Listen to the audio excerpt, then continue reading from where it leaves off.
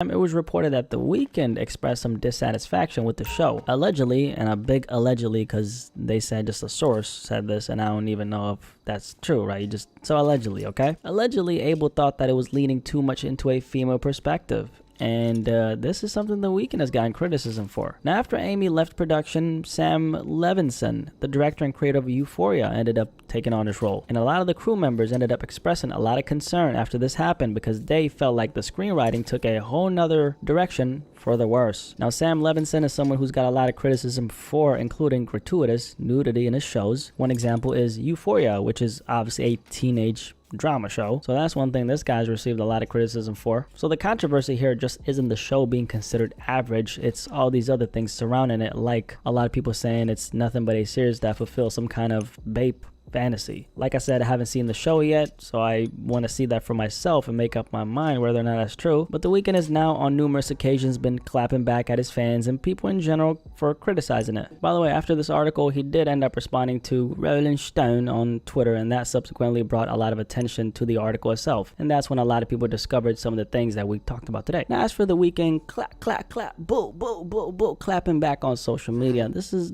what he said. One fan on Twitter said, "I can't watch that show with The Weeknd in it, lol. It's gonna ruin his music for me," they said. The Weeknd came back with the RPG and the damn bazookas, and he said, "Good.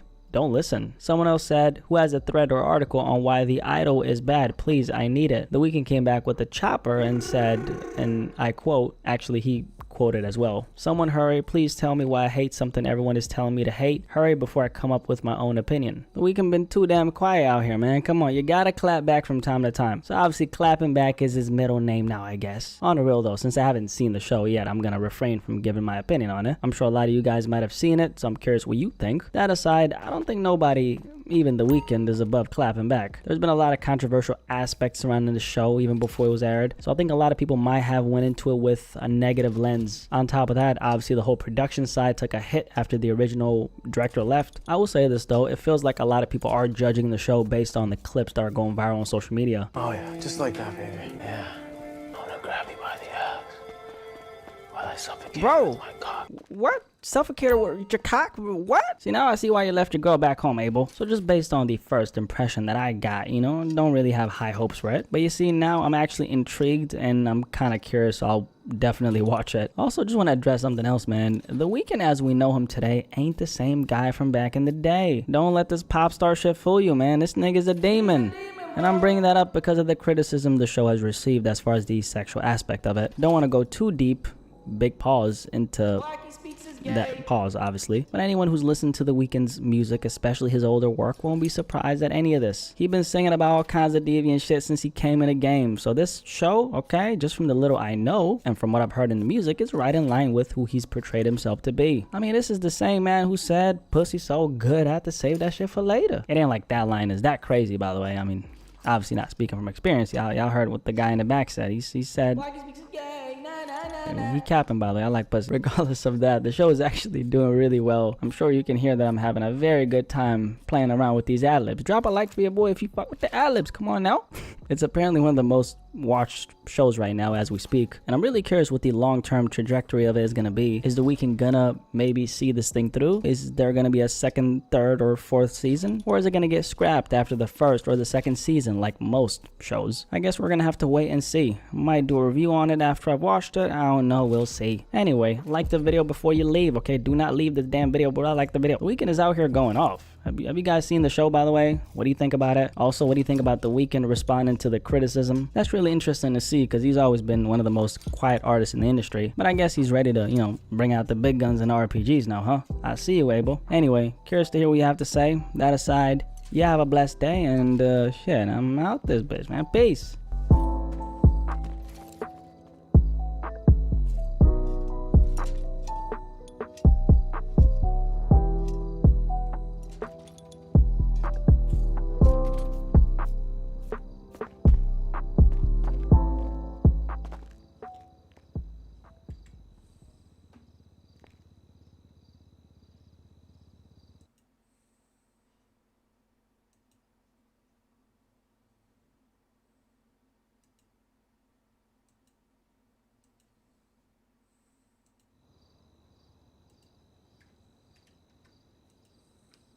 It's not too uncommon these days to hear stories of YouTubers perpetrating scams and participating in fraud. While exposing these delinquent creators makes for great online drama chatter, very rarely do bad actors face legal punishment for their misdeeds. However, there does exist a small motley crew of YouTubers that have participated in fraud so severe that they actually received criminal charges, some of them landing behind bars. From an influencer accused of defrauding fans with a get-rich-quick scheme, to an automotive content creator caught scamming retired people, to a married couple faking dangerous car accidents for views, these are the YouTube fraudsters. A brief message from today's sponsor, Grammarly Go. It's time to improve your writing game with Grammarly Go. Grammarly Go is an AI service that offers generative personalized assistance and prompts to help refine your writing. And as someone who writes for a living, I can't recommend it enough. Here you can see I used Grammarly's AI to rephrase an introduction that I wrote for this very advertisement. I prompted the AI to rewrite my original manuscript in a more succinct and engaging style. And bam! In a matter of seconds, Grammarly Go cooks up a more compelling, attention-grabbing intro. And Grammarly Go can help you with more than just style and rewrites. You can use it to generate entire write-ups from scratch. Here I asked Grammarly Go to invite friends to a party in a casual and engaging tone. And it turns out the invite in seconds. Imagine the time you could save with this. Here's another use case. Say you were struggling. Yo, Brendan. What's up, my boy? Get the noggin jogging. And I gotta admit, some of these are actually pretty solid. I've got dibs on Sinister Tales. You guys can make do with the rest. Look, I use Grammarly Go all the time to optimize writing and come up with ideas and to assist with brainstorming. And I highly recommend you check it out too. You'll be amazed with what you can do with Grammarly Go. Sign up at Grammarly.com/wavy and get 20% off. Is it an ad? This story involves a YouTuber known for flexing his significant wealth in YouTube music videos and vlogs. The question by most of his fan base, though, was where did the money come from?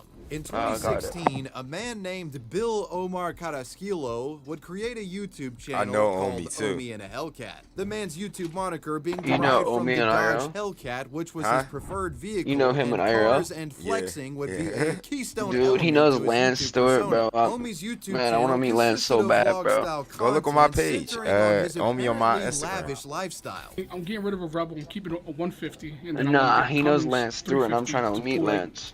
Omi in jail right now.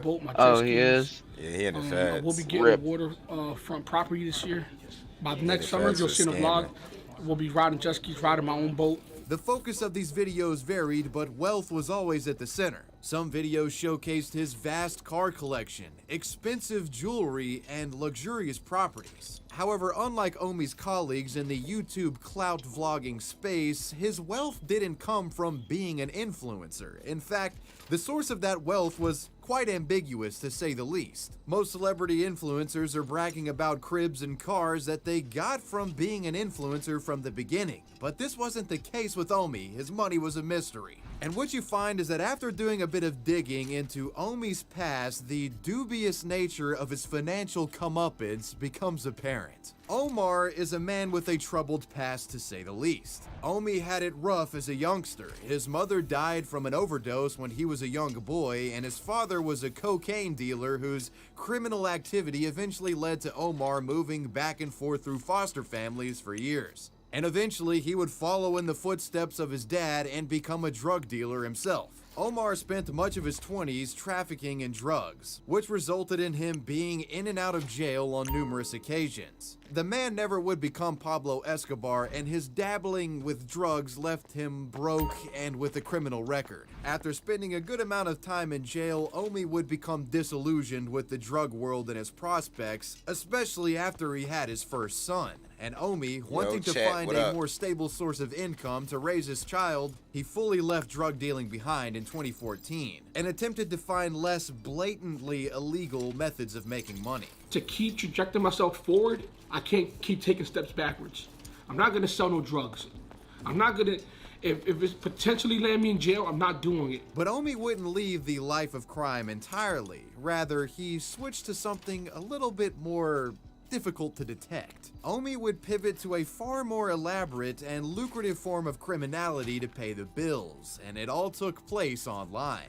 Over the next few years, Omi worked odd jobs to pay the bills and got proficient at online hustling in the world of web hosting. He had a particular interest in the underground Kodi community. Some of you might remember these Kodi Amazon Fire Stick devices from like the mid-2010s where you could essentially jailbreak them and play live streaming Netflix content on them with jailbreaking devices on your TV. After studying the TV piracy game for some time, Omi would use his savviness in the space to launch a cable television piracy empire. That empire being Gears TV. Gears TV was an IPTV streaming platform created by Omar himself. It was an app that was accessible via Amazon Fire Stick. Gears TV hosted live-streamed feeds of proprietary cable television networks, offering consumers hundreds of premium television channels for just $15 a month. The service allowing its users to consume cable television, sports packages at a fraction of what a cable company would charge you. Omi illegally acquired this content by personally subscribing to cable TV providers and streaming services himself. Then he would use data encoders to bypass copy protection, allowing him to essentially restream paid cable content to viewers around the world. It was a compelling value for thousands of subscribers and, needless to say, was extremely illegal. From 2016 to 2019, Gears TV would be the most successful of any service to employ the fraudulent tactic. It reportedly garnered over 100,000 subscribers and generated an estimated $34 million profit in the years that it operated. Gears TV made Omi a rich man, and it was the empire of cable television piracy that provided the wealth showcased in what would become the Omi and a Hellcat YouTube channel. But with a piracy empire this high-flying, it was only a matter of time before the feds got involved. With his YouTube channel running on all cylinders in the late 2010s, Omi would draw far too much attention to himself, and much in part to his braggadocious YouTube behavior, an investigation would eventually link the Gears TV piracy network to Omi himself. What followed this connection was a raid conducted by the FBI at Omar's residence. Giving us any reason. Annette, would you mind helping her get dressed so we can talk to her about explain what's going on? Yeah. We'll get the rest I want to know what's going on. I don't want to speak to anybody right now. I want to put on my pants and like. Do you want to get dressed? What are you guys looking for? You guys got this phone or something? So we have a federal arrest warrant for Omar. We're gonna take him to the Philly FBI office. He's gonna get processed there, and then he'll have his initial court appearance later on today, like midday today. And then that's where the judge will like give him a copy of the charges that are against him. There's no way. What if I don't want to work? Omar was arrested and his financial dockets audited. To make matters worse for the man, after an investigation of the paper trail around this Gears TV network, it was found that Omar had not been accurately reporting his income throughout the duration of the fraud, making him guilty of tax evasion as well as piracy. Damn. Omar was facing charges ranging from copyright infringement to tax evasion, and he initially acted like he did nothing wrong. So they came back for the things that they alleged that I did, the copyright infringement, which, you know, I don't think I ever did anything wrong. Obviously, I was running businesses wide open in the public, so now we just got to see. Omar would defend himself by saying that his actions were akin to watching movies with a group of friends at a party. Yeah, because, you know, showing live streamed feeds of cable networks to 100,000 people is totally the same as that, right? Needless to say, Omi was coping hard. It's unclear if Omar was genuinely under this impression or if he was intentionally trying to not admit guilt in order to avoid harsh prosecution. After all, the man was facing up to 500 years in prison after each of the individual copyright infringement charges had been compiled together on an individual basis. Hell, I'd be playing dumb too in this case. However, later on in the process of this case, Omar would eventually state that he had a realization that his actions were wrong after viewing a documentary about Pixar Studios. Apparently, this documentary making him realize that piracy affected the small guys behind these massive studios. After being formally arrested in September of 2021, Omar would plead guilty to his charges, and his trial would conclude in March of 2023. Omi and a Hellcat was ultimately sentenced to serve 5.5 years in federal prison, on top of paying back $30 million worth of assets that he had pocketed. $14 million in restitution to the service providers that he had stolen from, and $5.7 million for back taxes. I'm talking, just listening what's going on. Omar officially began serving his time on May 8th of 2023. Omi's last action before entering custody was arranging the construction of a smaller home for his family, so that they would have a place to live after his expensive properties were sold off to pay back taxes.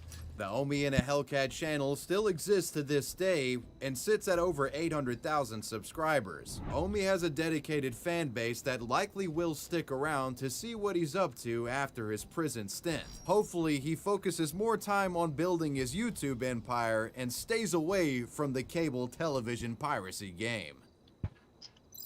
This next story involves an influencer accused of doing one of the scummiest things imaginable as a social media star: scamming your own fans out of money. Kayla Massa was an Instagram personality and YouTuber that posted vlog and lifestyle content detailing their day-to-day life. You know, your run-of-the-mill modern influencer shit. Selfies, storytime videos, flexing, you know the drill. And you might be asking, well, what makes Kayla Massa special in the world of social media frauds? Well, it all has to do with a bizarre series of posts in which the influencer offers money-making opportunities to her fans. In the midst of Kayla's routine content, one would find images of the woman holding large stacks of money, and videos of the woman showcasing herself receiving massive withdrawals of cash from ATMs. Writing accompanying said content would urge fans to send her a text message if they wanted to make money like this themselves. One post read, "If you're from South Jersey, have a bank account, and trying to make some quick, easy money, direct message me." Upon posting these sort of mysterious call to arms for the fans to make money, some would, of course, message the woman. In messages, Kayla would then coerce the more trusting of her fans to give over their bank account details, with the promise that if they gave her their banking account informations, don't worry about the details, we'll get you some money. Now, most of you are like,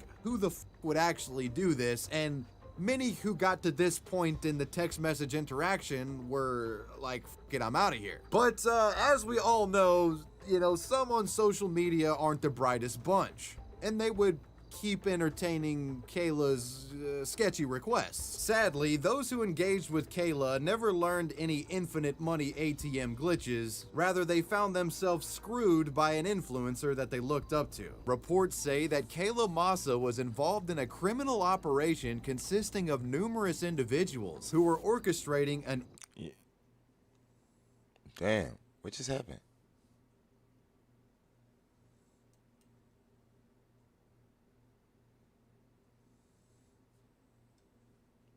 Oh, I think I just crashed. Hold on.